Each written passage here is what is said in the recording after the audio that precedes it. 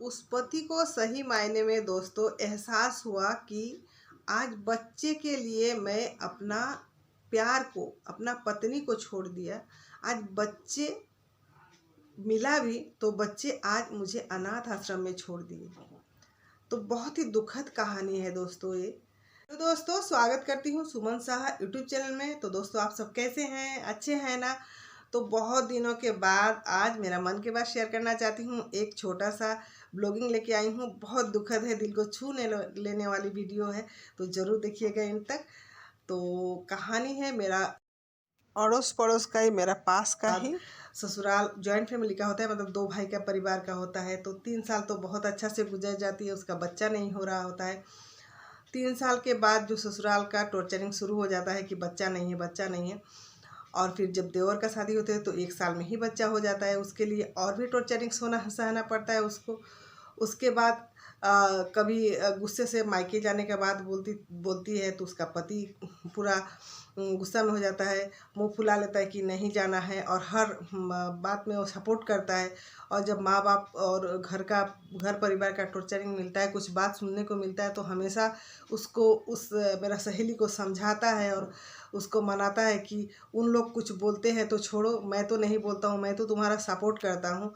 तो उसी कुछ बात पति का सुन के वो वहाँ पे रह जाती है। 8 साल जब बीत जाता है तब उसका पति भी धीरे धीरे उसका प्यार से धीरे धीरे हटने लगता है और माँ बाप का सुनने लगता है। और एक्चुअली वो पति का भी मैं दोष नहीं कहूँगी, क्योंकि बाहर जिसका बच्चा नहीं होता है वो फेस कर सकता है कि उसको बाहर में भी कितना बात सुननी पड़ती है और घर में भी कितना बात सुननी पड़ती है। इसी कारण से कहीं ना कहीं वो लड़का का मन डोल गया और माँ बाप का बात सुनने लगा। तो एक दिन गुस्से से आ रही हूँ अपना मायके, अब नहीं रहूँगी, बहुत हो गया, बहुत हो चुका। तो उसका पति भी उस दिन नहीं रोका, तो वो चली गई। तो सोची मेरा पति तो नहीं रोका, बट जाते जाते ही लेके चला जाएगा। लेकिन 1 दिन गया, 2 दिन गया, इंतज़ार सहते सहते 1 महीना होगा, ना कोई फ़ोन, ना खबर, ना पति आया, ना कोई आया। जब 2 महीना बीत गया तो एक पार्सल आ रहा है, पार्सल में एक कार्ड आ रहा है और डिवोर्स का पेपर आ रहा है। तो वो लड़की सुन के ही वहीं पे उसका जैसे स्ट्रोक जैसा हो गया। फिर मेडिकल गई, उसको ठीक ठाक हुई।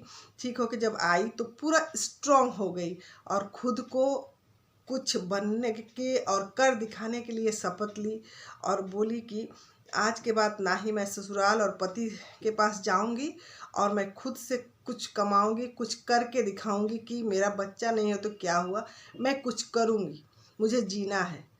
फिर पति का शादी हो गया, बच्चे हुए 2, और आराम से वो उस पत्नी के साथ रहने लगा। और ये भी इधर मेरा सहेली अपना एक टेलर का बहुत सारा बिजनेस बड़ा खोली। बहुत जैसा विधवा लोग थी, जो असहाय लड़की थी, उन्हीं लोगों को लेके एक संस्था बना ली और अपना एक बिजनेस बना ली, जैसे कि कपड़ा सिलना ये सब का। और करते करते पैसा कमाते कमाते एक विधवा आश्रम भी खोल लियो। तो और अनाथ आश्रम खोली बुजुर्गों के लिए। तो जब अनाथ आश्रम खोली तो एक दिन क्या हुआ, जो उसका पति था, 27 साल बाद की कहानी, 27 साल के बाद उसका पति उसी अनाथ आश्रम में जाता है और उसी आश्रम में उनका 2 लड़का छोड़ देते हैं उनको अनाथ आश्रम में रहने के लिए। तो लड़की का पता ही नहीं था कि वो मेरा एक्स वाइफ का ही अनाथ आश्रम खोल गए। तो फिर वो मन ही मन में सोची जे, और उसके पास आई तो रोने लगा एकदम से पकड़ के, बोला जे आज मेरा गलती क्या है। उस पति को सही मायने में दोस्तों एहसास हुआ कि आज बच्चे के लिए मैं अपना प्यार को, अपना पत्नी को छोड़ दिया।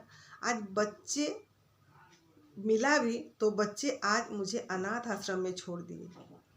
तो बहुत ही दुखद कहानी है दोस्तों ये, क्योंकि बच्चे के लिए माँ बाप अपना बॉडी का पार्ट्स भी बेच के भी बच्चों को परवरिश देते हैं, अच्छी तरह से उसको अच्छा बनाते हैं। लेकिन जब बच्चे बड़े हो जाते हैं तो माँ बाप को रखना उन लोगों के लिए भारी पड़ जाता है। ऐसा क्यों दोस्तों? बच्चों, आप लोगों को मैं रिक्वेस्ट करूँगी, कहूँगी कि माँ बाप जब आप बनोगे ना तो इस दुख को, इस चीज़ को फील कर पाओगे, समझ पाओगे। लेकिन कहीं ना कहीं इस दुनिया में, इस संसार में बच्चे समझते ही नहीं हैं। माँ बाप को समझना चाहते ही नहीं है शायद। तो इसीलिए कहूँगी बच्चों, अपना माँ बाप को प्यार दीजिए, माँ बाप को फीलिंग को समझिए, क्योंकि माँ बाप आप लोगों का इस्टेब्लिश्ड होने के लिए, आप लोगों को अच्छा जगह में पहुँचने के लिए बहुत मेहनत करते हैं और वहाँ पहुँचते हुए देखना चाहते हैं। बाकी आपसे कुछ भी नहीं चाहते हैं। इसीलिए पति को भी छोड़ना नहीं चाहिए, उसका बच्चा नहीं हो रहा है तो, क्योंकि आज बच्चा पाके ही कुछ भी नहीं मिला, न बच्चे मिला न पत्नी मिला, और जो दूसरा शादी किया उस पत्नी को भी डेथ हो गया, तो कुछ भी हासिल नहीं कर पाया। लेकिन कुदरत का एक करिश्मा है कि दोनों प्यार को फिर से मिला दिया। तो आज के लिए इतना ही दोस्तों, और नहीं बढ़ा रही हूँ। तो फिर मिलूँगी नया ब्लॉगिंग या नया कुकिंग के साथ। Bye bye. अच्छा लगे तो लाइक, कमेंट, शेयर, सब्सक्राइब करना मत भूलिएगा।